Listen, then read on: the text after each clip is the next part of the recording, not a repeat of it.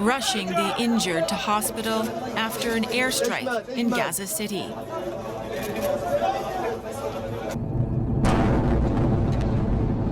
Israel's military stepped up airstrikes on Hamas targets a week after Hamas launched terror attacks in Israel that killed more than 1,000 people.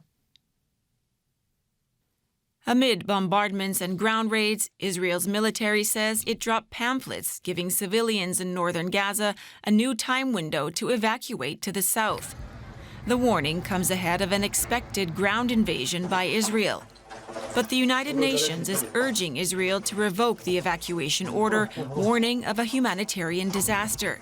They are calling for an end to the siege on Gaza and the passage of aid.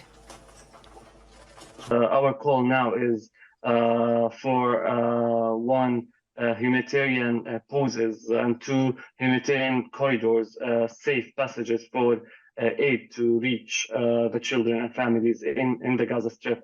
Also, the protection of children is paramount, and it's the responsibility of all parties to the conflict. Israel's army accuses Hamas of stopping civilians from evacuating and stressed that its target in Gaza is Hamas terrorists.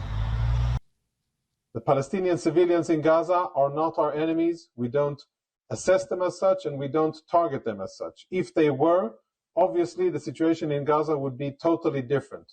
We are trying to do the right thing. We are trying to evacuate civilians in order to minimize the risk for them. Meanwhile, to Israel's north in Lebanon, Israel's army says it killed several terrorists trying to cross the border.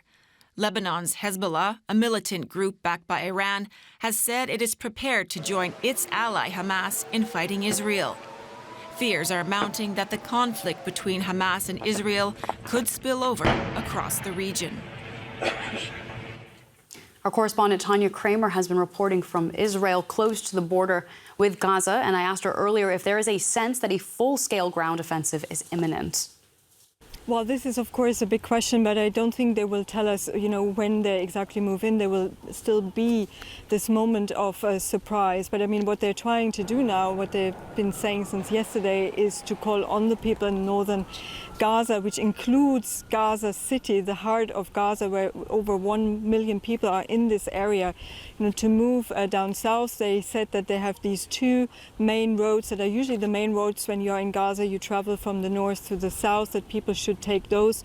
And these are some kind of safe corridors to travel to the center of Gaza or to the south. This is at the moment what they're telling people there to move, because as one of the army people there said, they will hit hard and they're calling on people to move. But it's very, very difficult. We're hearing also from the humanitarian side. I mean, it's not so easy for people just to move south in this moment. Yet huge concerns from the UN and from international aid groups there about a humanitarian catastrophe in Gaza. What can you tell us about the conditions inside Gaza right now?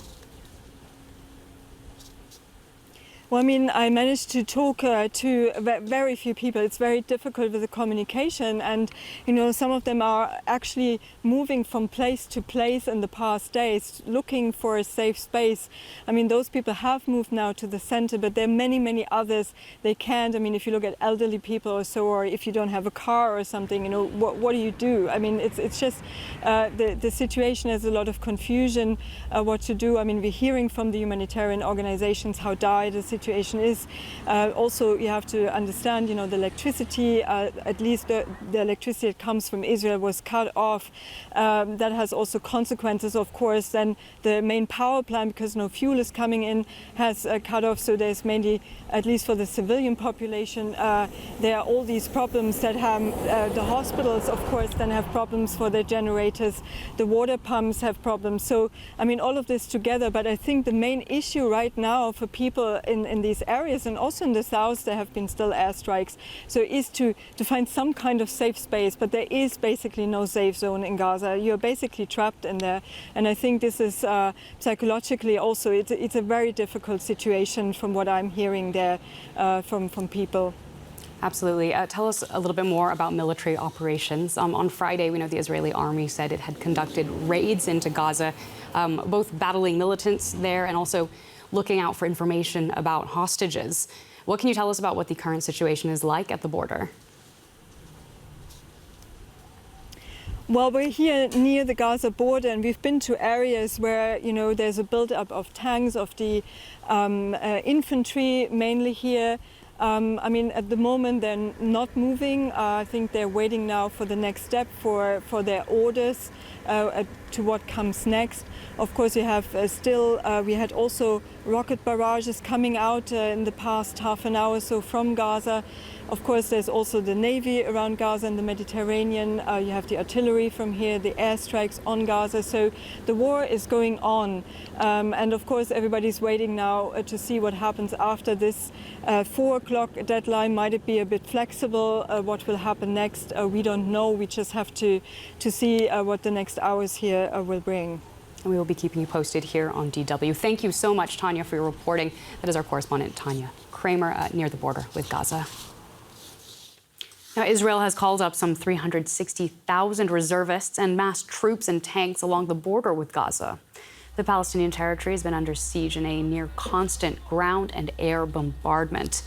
Israel says a senior Hamas military commander, who it says led the attacks a week ago, has been killed in the airstrikes. Israel is believed to be planning a major ground offensive, as we've heard, although no such decision has yet been announced. DW senior international correspondent Fanny Fachar is reporting for us from Jerusalem. I spoke to her earlier and asked her about the preparations being made for a possible ground offensive.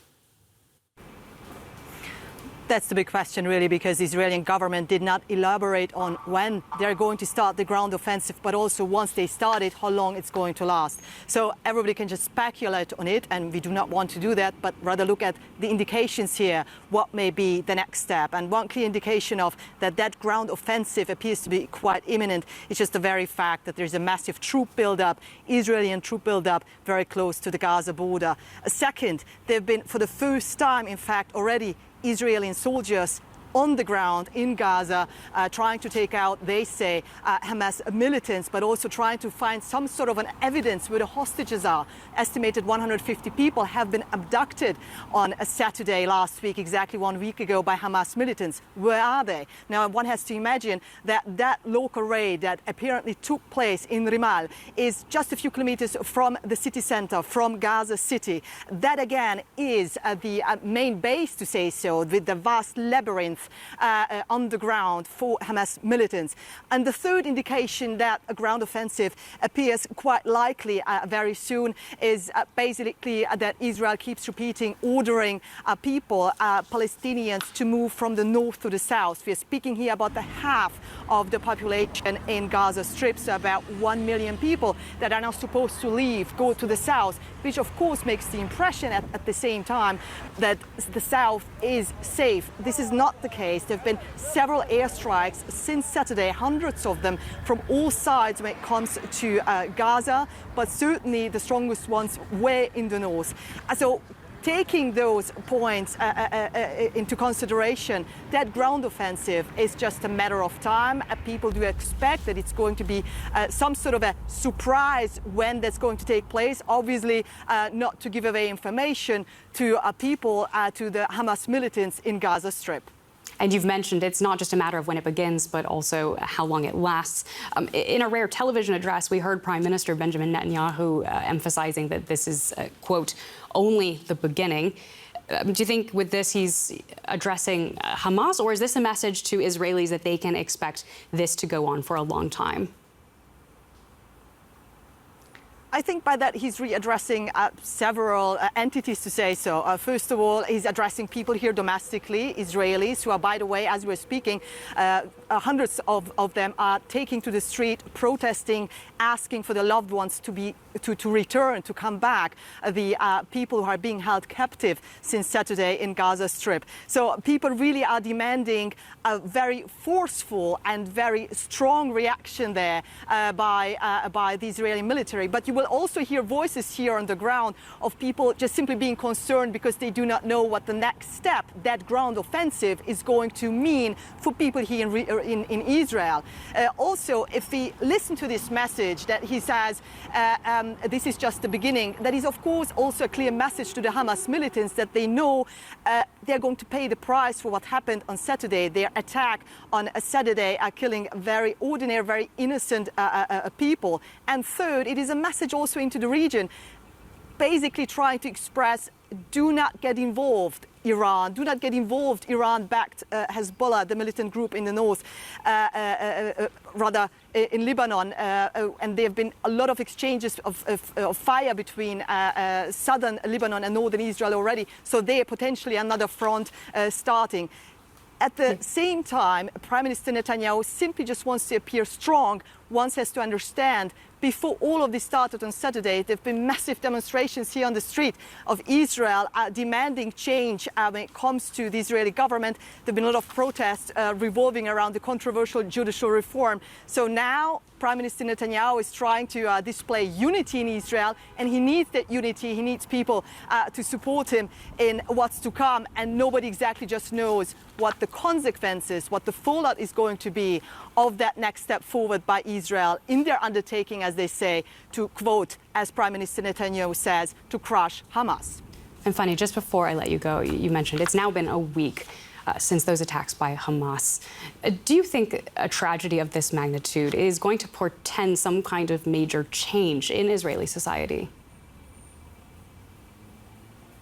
I think it's really too early to say. As I say, even though there is a unity building up here and people are really sticking together, how to help each other, how to help the people, the Israeli people who have been displaced from alongside from the villages which are close to the Gaza border since Saturday. Everybody's trying to be together, not really get involved too much into Israeli politics and domestic politics. Whether that's going to bring any change is really too early to say, as we just simply do not know how this entire situation is going to continue and how it is going to evolve. But one thing we can say for sure, most people here have more questions than answers of what's going to happen. Fanny Fachar, thank you so much for your reporting. We really appreciate it. To find out more about Israel's military planning, I spoke earlier to the IDF's operations officer, Ariel, who declined to give his full name. And I asked him how Israel can ensure the safety of civilians if it attacks Gaza. So on Saturday morning last week, we woke up to a terrible morning where more than 1,500 terrorists, ISIS terrorists, Hamas terrorists, attacked and mutilated citizens, babies inside Israeli villages along the Gaza Strip. Yes, this was no question a disgusting attack. I'm sorry, I have to jump in there. That there's no question this was a disgusting attack on Israeli civilians, but I'm asking about your response now in the Gaza Strip, and I'm wondering what your plans are to make sure that there aren't more innocent civilians killed from Gaza as Israel begins its ground offensive. Well, as it being Hamas is responsible for everything that happens inside the Gaza Strip, the Israeli IDF will do anything to bring back the security to those citizens around the villages who lost it at once. The Israeli army were prepared to do whatever is needed. There has not been anything declared, but we have nothing against the citizens of Gaza. We have something against Hamas, who decided to take out this attack, this horrific attack, which I myself took part in defending citizens in the city of in the village of Kisufim and Nirim. The things I saw with my own eyes, I've never seen in my entire life. It sounds like a ground offensive now in response is imminent. Correct me if I'm wrong there. In such a densely populated area, where you have elderly people and women and children who may not have gotten out over the last day, I want to know how you will be able to launch operations that distinguish between civilians and militants. Well, this has been our challenge for many years. Hamas is a terrorist organization who embeds itself inside population. We call for the people of the city of Gaza to evacuate. We understand that it takes time. We have nothing against the citizens. We only have those who are protecting Hamas and those who are aiding them and hiding the hostages that were taken into Gaza.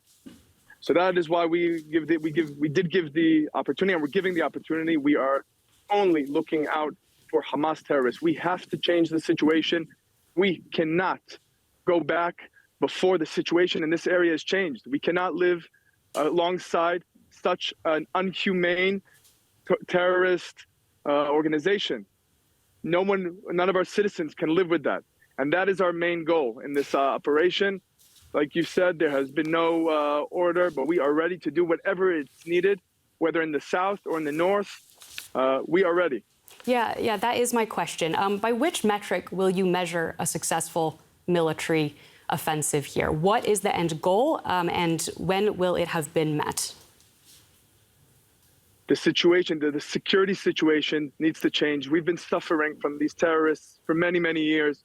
Our civilians suffered, and the horrific attack on Saturday was the high point. The situation needs to change. Hamas cannot keep on ruling that area and letting out attacks on our people and sending missiles into densely populated areas like Tel Aviv and etc. The situation will change. That's what I can say. So my question is, what will change? The IDF has hit Hamas many times since Israel unilaterally disengaged in 2005. And yet Hamas is still there, still carrying out these gruesome attacks. Why will this time be different? What is the plan?